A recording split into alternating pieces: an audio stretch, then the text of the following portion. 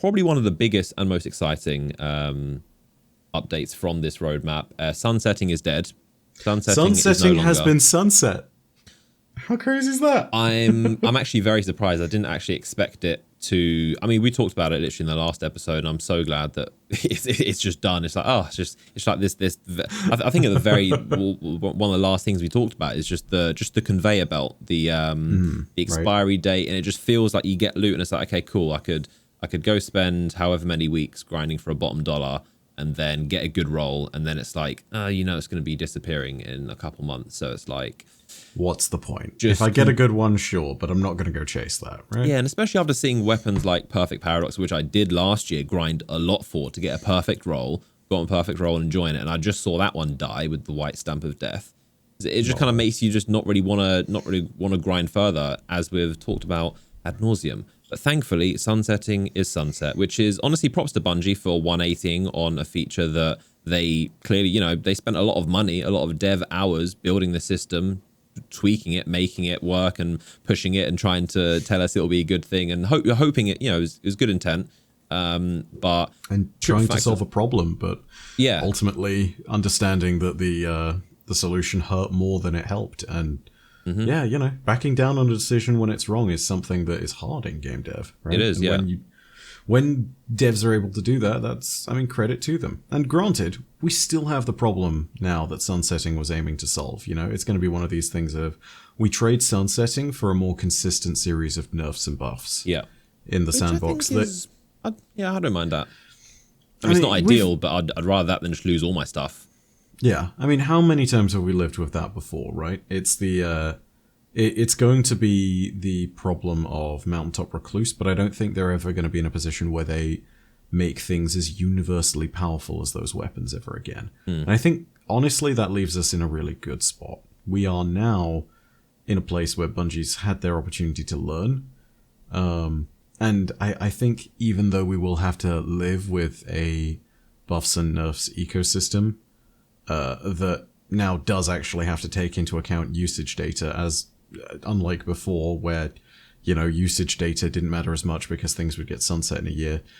It's going to be a very different kind of Destiny, but I hope that the thing they really address with this is just going wider with regards to player power as opposed to going taller. And what I mean by that is, a good example is the new mods, the elemental well system that they've added this season.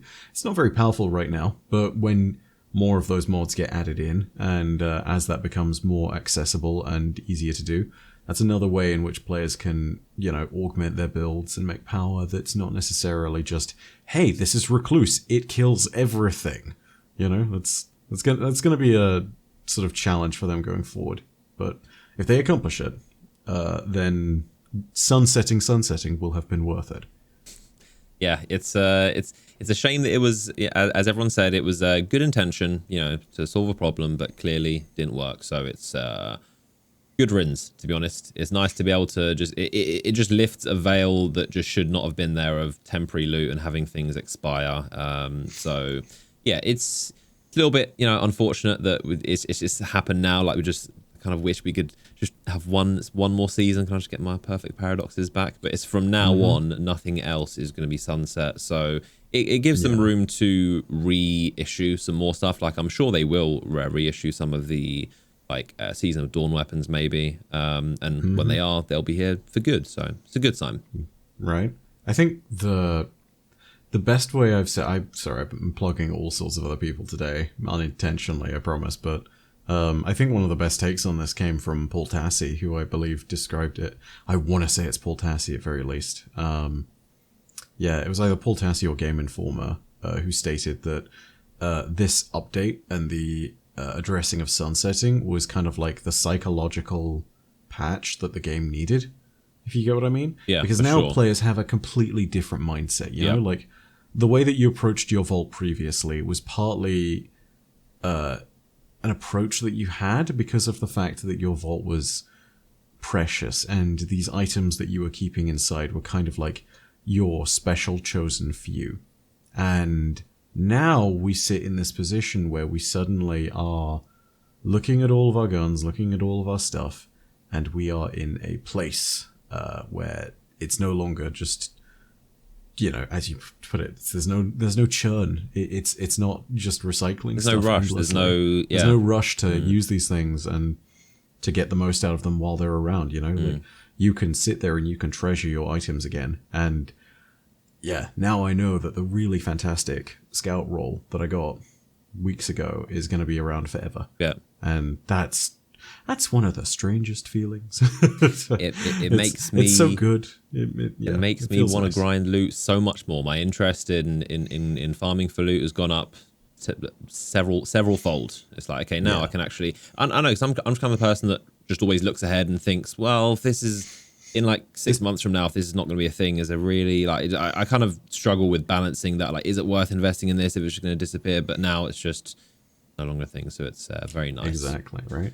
Like, I think also the artifact system helps with this stuff too, because it's, that mentality that I think we always had, which is, well, I'll put this in my vault because it might be good in another that's at some point in the future. That's right. Yeah. Like, PvE never had a good reason to use that stuff. It was always a case of, I'll save it for if the Crucible meta switches. Yeah. Now we have a good reason to use that stuff. I would never have cared for a good scout rifle that would have worked up until Champions came along and I needed to think about an anti-barrier scout rifle. Now, scout rifles this season are the only anti-barrier, and I have an amazing scout which is literally perfect. It's like the gods gave it to someone specifically so that it could kill barrier champions. And now I can use it forever, and I can use it in this season. It's going to be great, but I can save it for the next time that anti-barrier scout comes up. So yeah, like stuff like that. That's now making the big difference. Yeah, I like that. It's a cool little thing. I do like on the artifact mod how they have a rotation of weapons, but kind of, it just gives the sense of a seasonal weapons. Like, this season you got good, anti-barrier for scout rifles, and last season you might have like I think it was SMG anti-barrier, and this season is SMG overloads. It's like, it's do quite like that. It's a little subtle thing, but I like it.